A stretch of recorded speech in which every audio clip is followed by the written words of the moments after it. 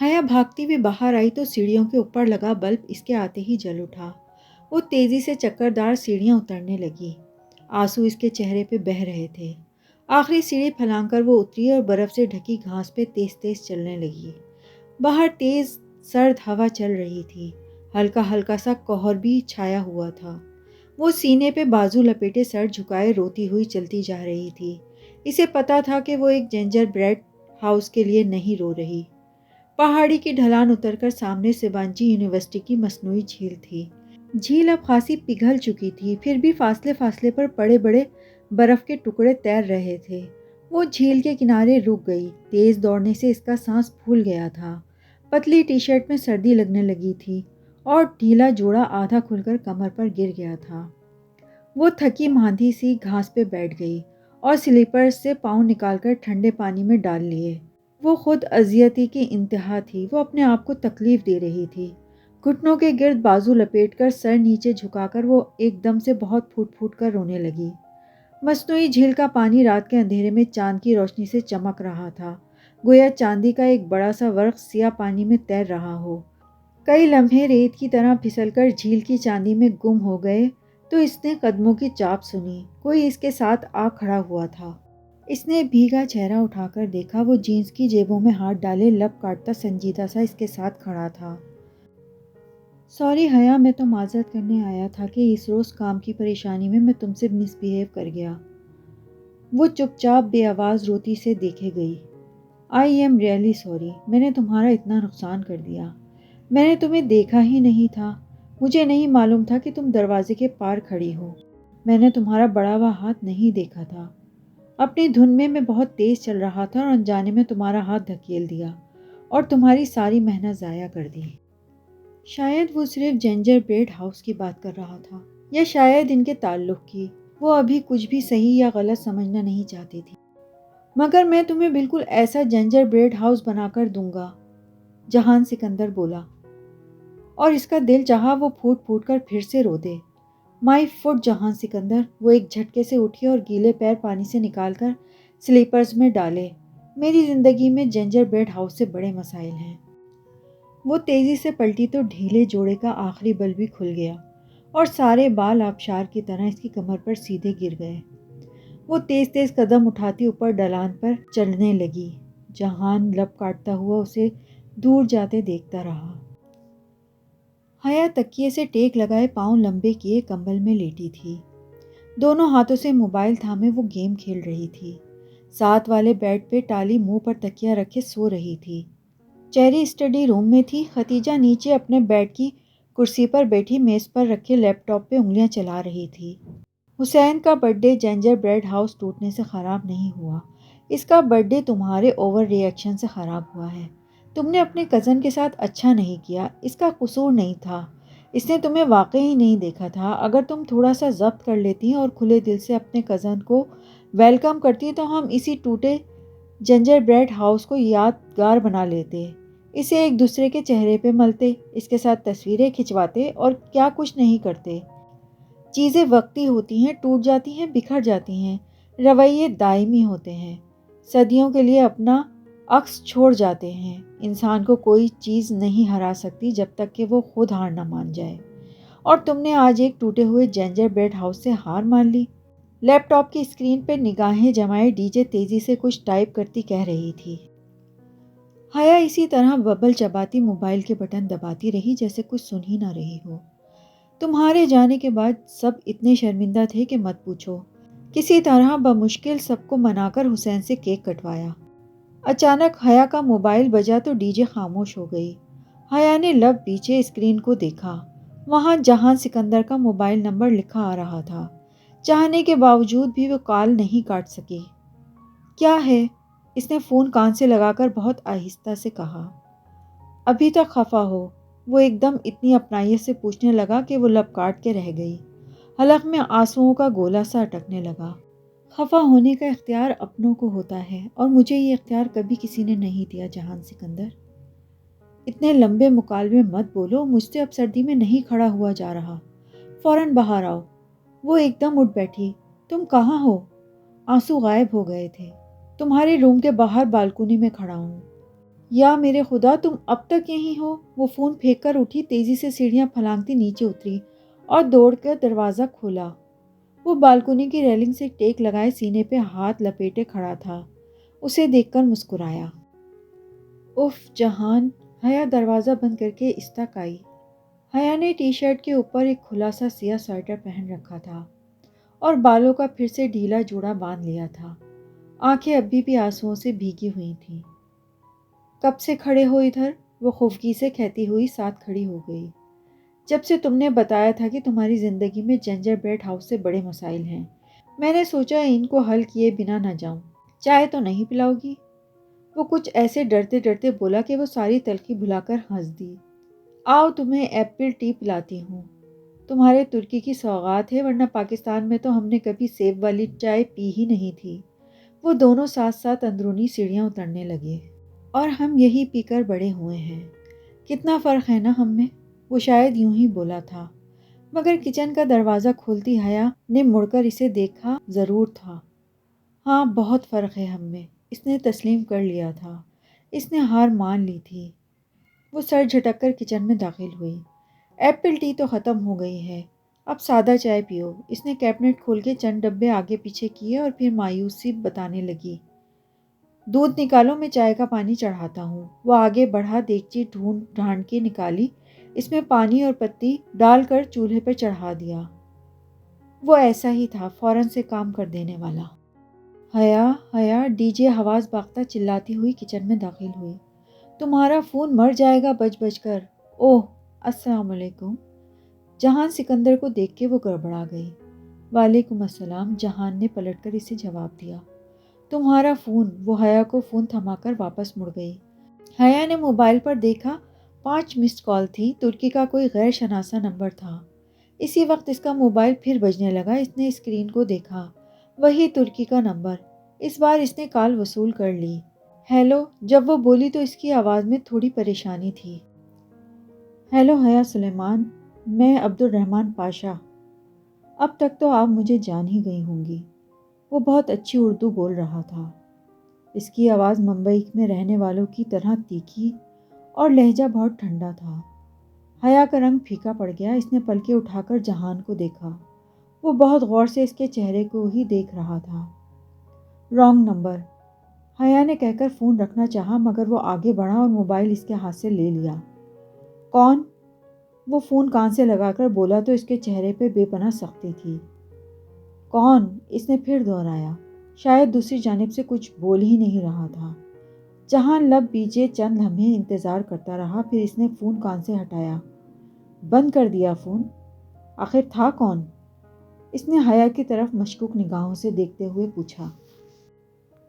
تمہیں نہیں بتایا تو مجھے کیا بتاتا؟ شاید رانگ نمبر تھا۔ حیا اب سنبھل چکی تھی۔ ہاں صحیح ہے، تمہیں کوئی تنگ تو نہیں کر رہا؟ پھر جیسے وہ چونکا۔ پتہ نہیں کون ہے، حیا نے شانے اچکائے۔ جانے دو، ہراسمنٹ ایک جرم ہے، ہم اس کے لیے پولیس کے پاس جا سکتے ہیں۔ جہان کچھ سوچ کر بولا۔ کسی مسئلے کا حل جہان سکندر کے پاس نہ ہو ایسا ممکن ہی نہیں تھا۔ جانے دو، میں اسے زیادہ اہمیت نہیں دیتی، خود ہی تھک کر رک جائے گا۔ جہان مطمئن نہیں ہوا تھا، مگر سر ہلا کر پلٹ گیا۔ حیا نے موبائل کو سائلنٹ پر لگا کر جیب میں ڈال لیا۔ وہ اپنے اس رشتے میں مزید بدگمانی نہیں چاہتی تھی۔ چولہا کیوں بند کر دیا؟ ابھی پکنے دیتی، میں زیادہ کاڑھی چائے پیتا ہوں۔ اسی پل چولہا بند ہوا تو وہ چونکا۔ میں نے نہیں بند کیا، یہ آٹومیٹک ہے، ہر 15 منٹ بعد 10 منٹ کے لیے بند ہو جاتے ہیں۔ اب 10 منٹ بعد خود ہی جل اٹھے گا۔ یہ اچھا کام ہے۔ اسے جیسے کوفت ہوئی۔ پھر آخری برتن کھنگالتے ہوئے وہ بار بار چولہے کو سوچتی نظروں سے دیکھتا رہا۔ جب برتن دھل گئے تو ہاتھ دھو کر چولہے کی طرف آیا۔ برتن دھل گئے تمہارے، اب تمہاری زندگی کے اگلے مسئلے کو حل کرتے ہیں۔ اس کے بعد کون سا مسئلہ ہے وہ بھی بتاؤ۔ وہ چولہے کو پھر سے جلانے کی کوشش کرنے لگا۔ میری زندگی کے مسئلے ٹوٹے کیبنٹ یا ٹھنڈے چولہے کی طرح نہیں ہیں جو تم حل کر لو۔ اچھی بھلی زندگی تو ہے تمہاری، کیا مسئلہ ہے تمہیں؟ سوائے اس بیکار چولہے کے کوئی تو حل ہوگا اس کا بھی۔ وہ نچلا ہونٹ دبا کر جھک کر سوئچ سے چھیڑ چھاڑ کر رہا تھا۔ اس کا کوئی حل نہیں ہے جہان، رہنے دو۔ یہ ناممکن ہے کہ کسی مسئلے کا کوئی حل نہ ہو۔ ٹھہرو میں کچھ کرتا ہوں۔ وہ پنجوں کے بل زمین پر بیٹھا اور جھک کر نیچے سے چولہے کا جائزہ لینے لگا۔ جہان رہنے دو، وہ پھر بولی۔ میری کار سے میرا ٹول باکس لے کر آؤ، ڈیش بورڈ میں پڑا ہوگا، تب تک میں اسے دیکھتا ہوں۔ وہ جینس کی جیب سے چابیاں نکال کر اسے دیتے ہوئے بولا۔ وہ جہان ہی کیا جو کچھ کرنے کی ٹھان لے تو پھر کسی کی سنے۔ اسے میٹرو میں اپنے جوتے کے تسمے کھولتا جہان یاد آیا تھا۔ اس نے مسکراہٹ دبا کر ہاتھ بڑھا کر چابی پکڑی اور دروازے کی طرف مڑ گئی۔ وہ واپس آئی تو وہ چھڑی سے ہی شروع ہو چکا تھا اور پائپ ساکٹ اور پتہ نہیں کیا کیا کھولے بیٹھا تھا۔ چند منٹ وہ خاموشی سے سلیب کے ساتھ ٹیک لگائے کھڑی اسے کام کرتے دیکھے گئی۔ کچھ ہی دیر بعد وہ فاتحانہ انداز میں ہاتھ جھاڑتے ہوئے اٹھا۔ یہ چوتھا چولہا جو کونے میں ہے یہ فکس کر دیا ہے، اب یہ خود سے نہیں بجھے گا۔ اس نے کہنے کے ساتھ ہی عملی مظاہرے کے طور پر چولہے کو جلا دیا اور پھر چائے کی کیتلی اس پر رکھ دی۔ یہ جو تم حرکت کر رہے ہو نا جہان سکندر، یہ غیر قانونی ہے۔ اگر کسی کو پتہ چل گیا تو؟ حیا نے اسے ڈرایا۔ سبانچی یونیورسٹی میں اسموکنگ بھی غیر قانونی ہے، مگر اسٹوڈنٹ کرتے ہیں نا۔ ڈرنکنگ بھی غیر قانونی ہے، اسٹوڈنٹ وہ بھی کرتے ہیں۔ اور کمروں میں چھوٹے چولہے اور مائکرو ویو رکھنا بھی غیر قانونی ہے، وہ بھی رکھتے ہیں، سو تم بھی اپنی مرضی کرو۔ وہ کاؤنٹر سے ٹیک لگائے کھڑا بڑی لاپرواہی سے بولا تو وہ ہنس دی۔ اسے اپنا سروے فارم یاد آ گیا تھا۔ تم سبانچی سے پڑھے ہو جو اتنی معلومات ہے؟ حیا نے ہنستے ہوئے کہا۔ سبانچی سے پڑھا ہوتا تو ایک چھوٹا سا ریسٹورانٹ نہ چلا رہا ہوتا۔ ہم تو عام سی سرکاری یونیورسٹیز سے پڑھنے والے مڈل کلاس لوگ ہیں میڈم۔ وہ جب بھی اپنی کم آمدنی یا کام کا ذکر کرتا اس کا بظاہر مسکراتے لہجے کے پیچھے ایک تلخ اداسی سی ہوتی، ایک احساس کمتری، یا پھر شاید یہ اس کا وہم تھا۔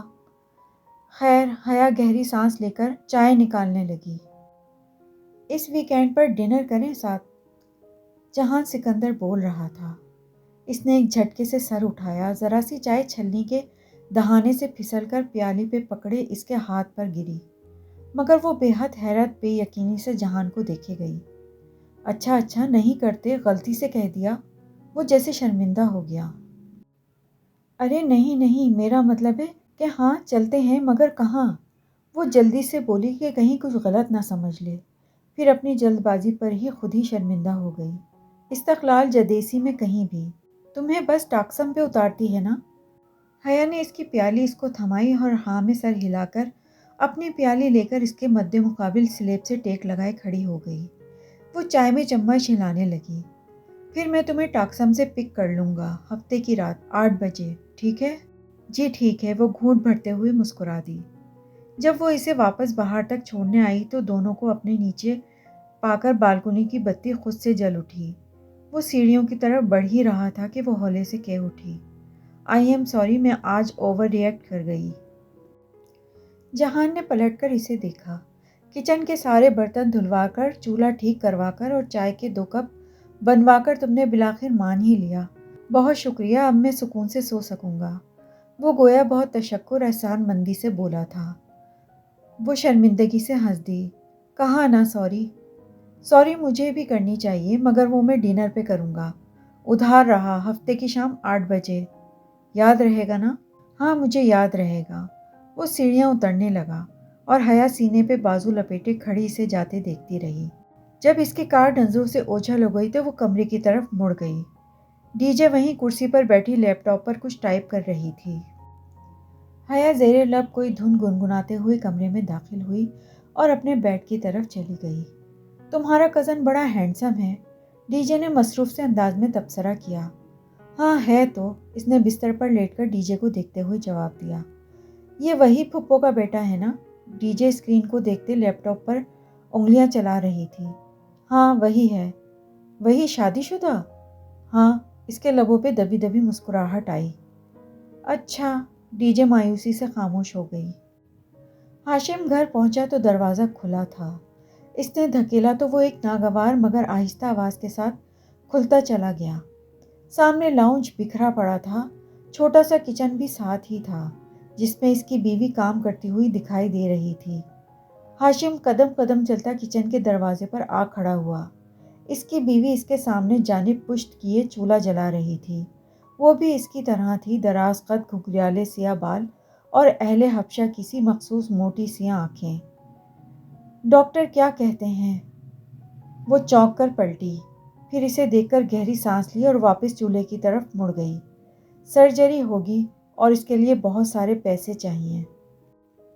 پیسوں کا انتظام ہوا؟ وہ کپڑے سے ہاتھ پوچھتی ہاشم تک آئی اور پریشانی سے اس کا چہرہ دیکھا۔ نہیں، ہاشم نے گردن دائیں بائیں گھمائی۔ تو اب کیا ہوگا؟ ہمیں انہی چند ہفتوں میں ہزاروں پیسے جمع کرنے ہیں۔ تم نے پاشا سے بات کی تھی؟ تو کیا کہتا ہے وہ بے قرار ہوئی۔ نہیں دے گا، جو کام میں کر رہا ہوں بس اس کی قیمت دے گا، اوپر ایک پیسہ بھی نہیں۔ کیوں؟ اتنا تو پیسہ ہے اس کے پاس، پورا محل تو کھڑا کر رکھا ہے بیوق ادا میں، پھر ہمیں کیوں نہیں دے گا؟ وہ کہتا ہے اس نے کوئی خیراتی ادارہ نہیں کھول رکھا، اور پھر مزید کس کھاتے میں دے؟ میں نے ابھی تک اس کی پچھلی رقم نہیں لوٹائی۔ ہاں تو وہ حارث کے علاج پہ لگ گئے تھے، کوئی جوا تو نہیں کھیلتے ہم؟ اس نے غصے سے ہاتھ میں پکڑا کپڑا میز پر دے مارا۔ وہ نہیں دے گا، میں کیا کروں؟ وہ بے حد مایوس تھا۔ مجھے نہیں پتا، ہاشم کہیں سے بھی ہو، تم پیسوں کا بندوبست کرو ورنہ حارث مر جائے گا۔ ہاشم نے بے بسی اور بے چارگی سے سر جھٹکا۔ ہاشم کچھ کرو، ہمارے پاس دن بہت کم رہ گئے ہیں، ہمیں پیسے چاہیے ہر حال میں۔ کرتا ہوں کچھ۔ وہ جس طرح آیا تھا اسی طرح واپس لوٹ گیا۔ اس کی سیاہ پیشانی پر فکر کی لکیروں کا جال بچھا ہوا تھا اور چال میں مایوسی نظر آ رہی تھی۔ وہ مسترب سے انگلیاں مروڑتی کھڑی سے جاتے دیکھتی رہی، پھر ایک نظر بند کمرے کے دروازے پر ڈالی جہاں ان کا بیٹا سو رہا تھا، اور جھٹک کر واپس سنک کی طرف پلٹ گئی جہاں بہت سے کام اس کے منتظر تھے۔ ڈی جے نے دروازہ کھولا تو وہ اسے آئینے کے سامنے کھڑی دکھائی دی۔ وہ دروازہ بند کر کے آگے آئی اور حیا کے سامنے کھڑے ہو کر بڑی فرصت اور مشکوک نگاہوں سے دیکھنے لگی۔ اس کے ہاتھ میں مسکارا برش تھا اور وہ آئینے میں دیکھتی آنکھیں کھولے احتیاط سے پلکوں سے برش مس کر رہی تھی۔ گہرا کاجل، سیاہ سنہری سا آئی شیڈ اور لبوں پہ چمکتی گلابی لپسٹک۔ وہ بہت محنت سے تیار ہو رہی تھی۔ بال اس نے گھنگرالے کیے ہوئے تھے، بالوں پہ اس نے کوئی جیل لگایا تھا جس سے وہ گیلے گیلے لگ رہے تھے، اور جو فراق اس نے پہن رکھا تھا اس کی پیٹی قدیم طرز کے سنہری سکوں سے بھری تھی۔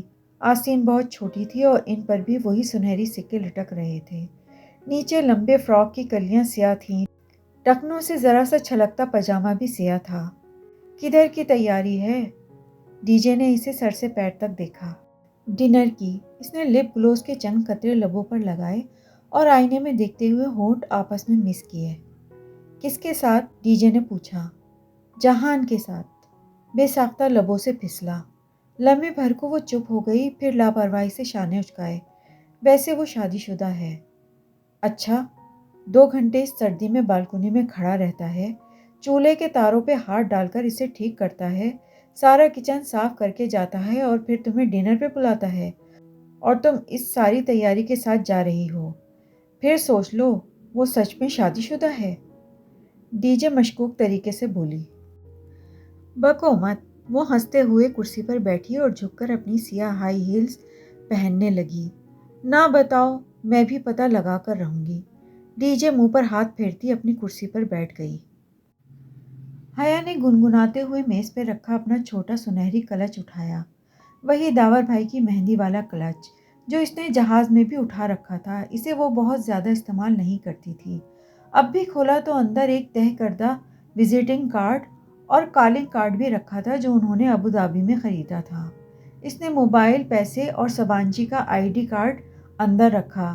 کلچ چھوٹا تھا، حالے کا دیا گیا موٹا بھدا موبائل اس میں پورا نہیں آ رہا تھا، تو اس نے موبائل ہاتھ میں پکڑ لیا اور اچھا میں چلی کہہ کر ہینگر پہ لٹکا اپنا سفید نرم کوٹ ایک ہاتھ سے کھینچ کر اتارا اور باہر لپکی۔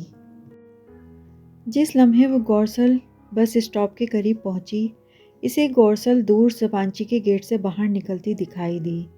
حالے نے کہا تھا کہ جس دن تمہاری گورسل چھوٹے گی اس دن حالے نور تمہیں بہت یاد آئے گی، اور اس پل بے بسی اور دکھ سے اس دور جاتی گورسل بس کو دیکھ کر اسے واقعی حالے نور بہت یاد آئی تھی۔ اس نے جیب سے موبائل نکالا اور جہان سکندر کو پیغام لکھا۔ میری گورسل بس چھوٹ گئی ہے، مجھے پک کر لو، میں اسٹاپ پر کھڑی ہوں۔ وہ کتنی ہی دیر وہاں سڑک پر ٹہلتی رہی مگر اس کا جواب نہیں آیا۔ شاید اس غریب کے پاس جواب دینے کا بھی کریڈٹ نہیں تھا۔ ہارن کی آواز پر وہ اپنے حال میں لوٹ آئی جہاں پر ایک سیاہ چمکتی کار اس کے عین سامنے کھڑی تھی۔ ڈرائیور نے بٹن دبا کر اپنی طرف کا شیشہ نیچے کیا اور ذرا سا چہرہ موڑ کر اسے مخاطب کیا۔ میڈم سلمان، ٹاکسم اسکوائر جہان سکندر۔ ترک لب و لہجے میں ڈرائیور نے چند الفاظ ادا کیے تو اس نے سر ہلا دیا اور دروازہ کھول کر پچھلی نشست پر بیٹھ گئی۔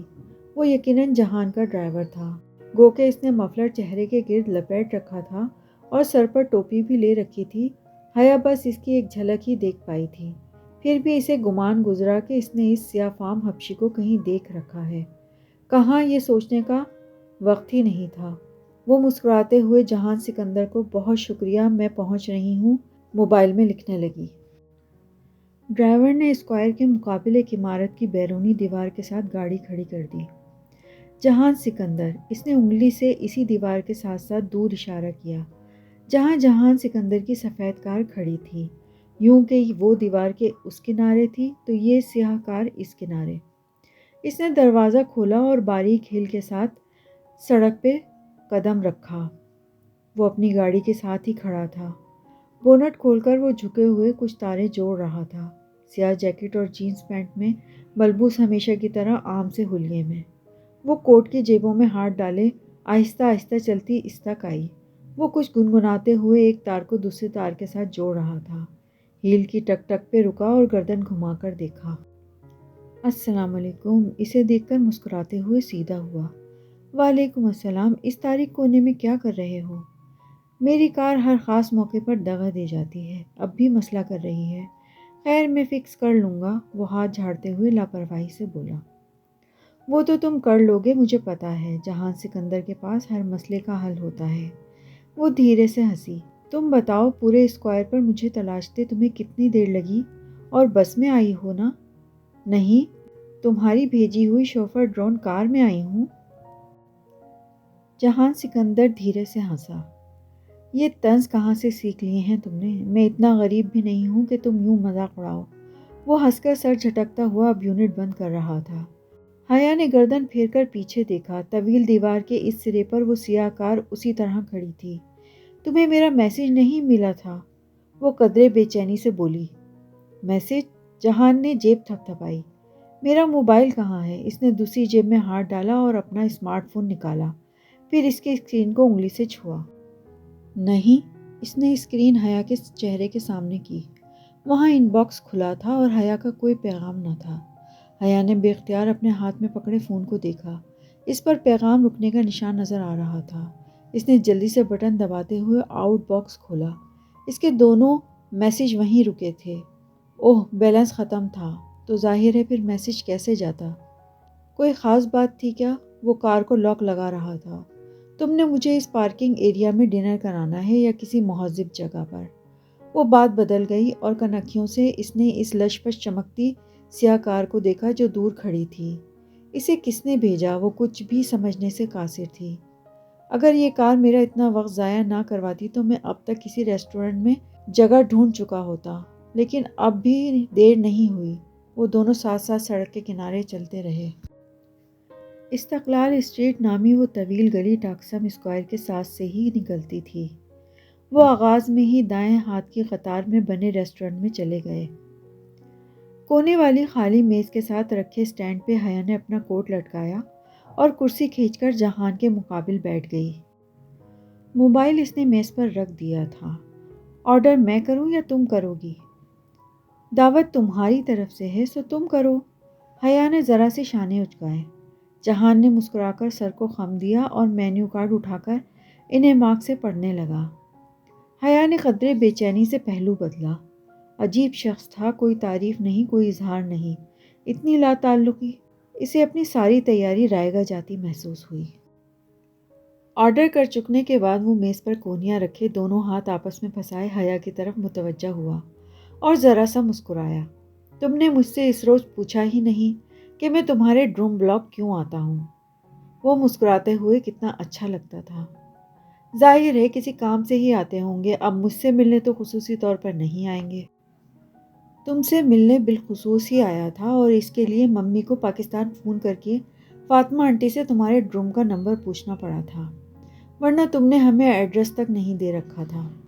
اور یہ بات تو اماں نے اسے کل ہی فون پر بتا دی تھی، مگر لمحے بھر کو اس نے سوچا کہ ڈھونڈنے والے تو بنا پتے کے بھی ڈھونڈ لیتے ہیں، جیسے وہ سفید گلاب ہر جگہ اسے تلاش کر لیتے ہیں۔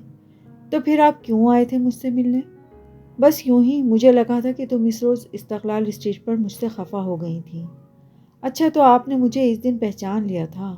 ہو سکتا ہے وہ میری شکل کی کوئی لڑکی ہو، وہ بہت جلدی بھلا دینے والوں میں سے نہیں تھی۔ یہ بات ابھی کلیئر کر لیتے ہیں حیا، جہان سنجیدگی سے بولا۔